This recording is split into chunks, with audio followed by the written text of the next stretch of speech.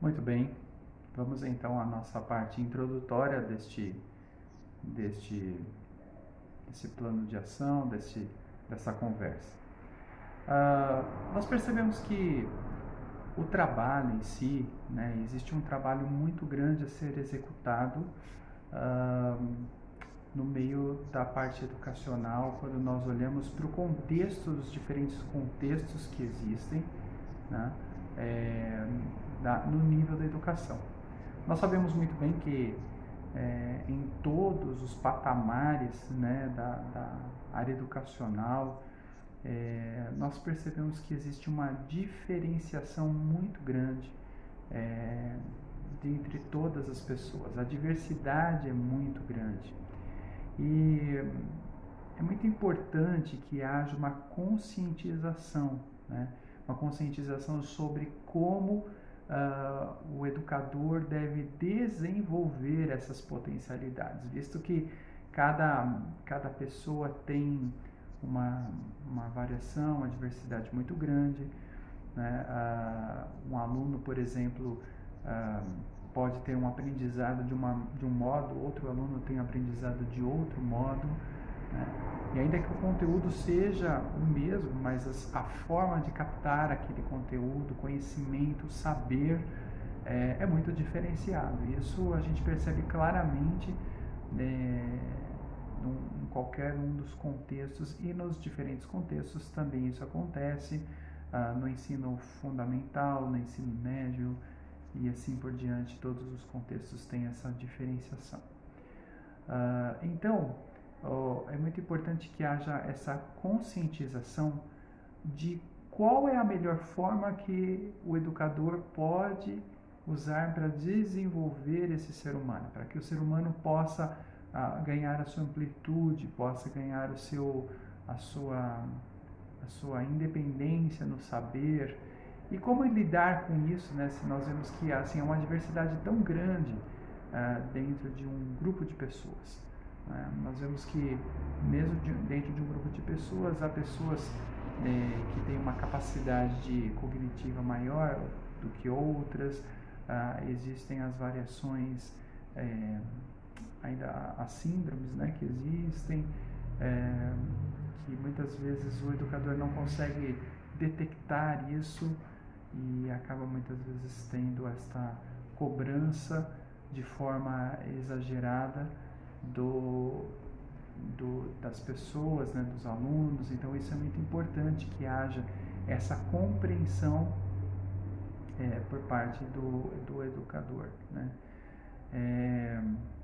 Quando o educador ele ele consegue entender essa dinâmica, ele entende essa diversidade e as diferentes formas de aprendizagem, como cada um tem essa aprendizagem de modo diferenciado. Então, consegue-se ter mais sucesso, às vezes, na forma como lidar, né, com essa situação. Nós vamos ver aqui no decorrer do, dos nossos dessa exposição, nós vamos citar aí um filme especificamente que mostra bem isso, né? Essa diferenciação onde o professor, de repente um professor que era substituto, encontra um aluno que estava desanimado, um aluno que estava sem motivação para continuar, e de repente esse aluno se torna motivado, mas esse aluno encontrava-se numa deficiência onde ele não conseguia de repente lidar, é um ser humano como qualquer outro, mas com essa diversidade que existe, né? Ele não estava conseguindo lidar com essas variações, isso estava trazendo um certo desânimo a ele, né?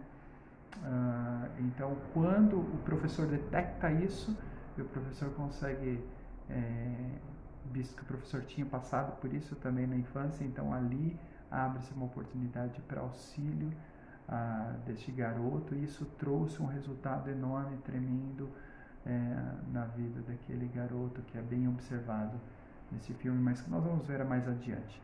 Mas, por hora, nós podemos entender claramente que se não houver a conscientização, né, a conscientização tanto do educador quanto da escola, dos contextos em que o ensino é colocado, da família em si, essa diversidade toda. Então, se não houver essa compreensão, isso pode se tornar um grande problema para que possa haver o ensino efetivo, o conhecimento, o saber ser assim exposto, né? Nós precisamos entender também e verificar a importância que a família tem no processo do reconhecimento pessoal. Se a família não for a base, né, se ela não estiver em conjunto com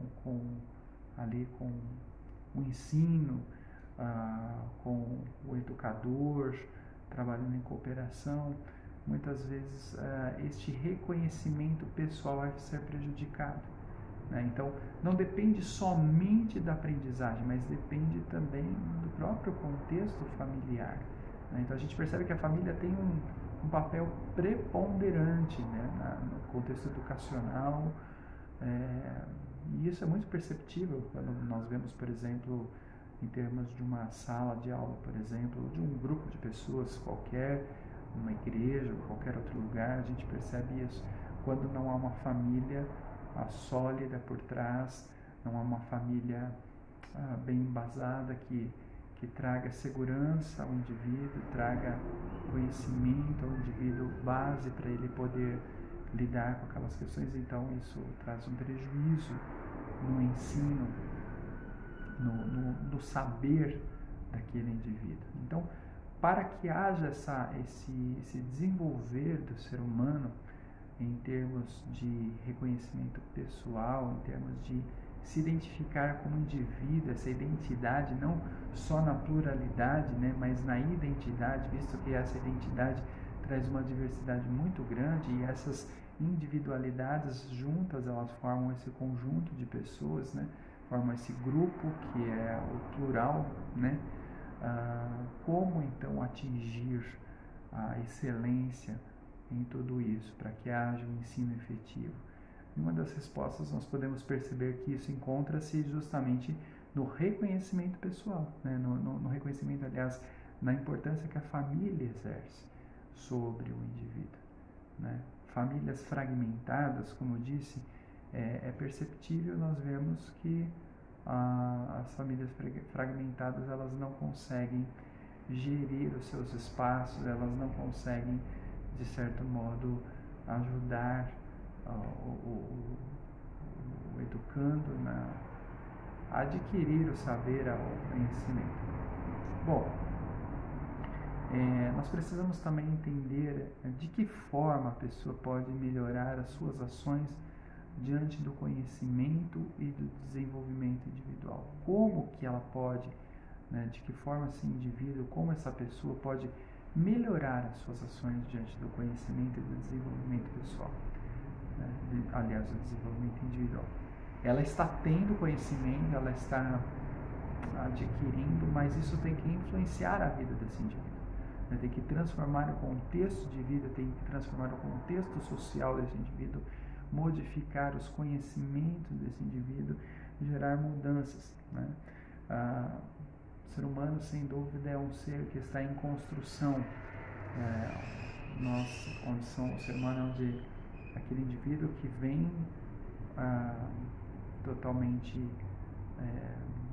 sem lapidação, e as bases precisam ser lançadas, e essas bases lançadas bem sólidas, com a ajuda da família, né, com a ajuda de outras questões, isso vai trazendo uma solidez e fazendo com que isso vá crescendo e ganhando uma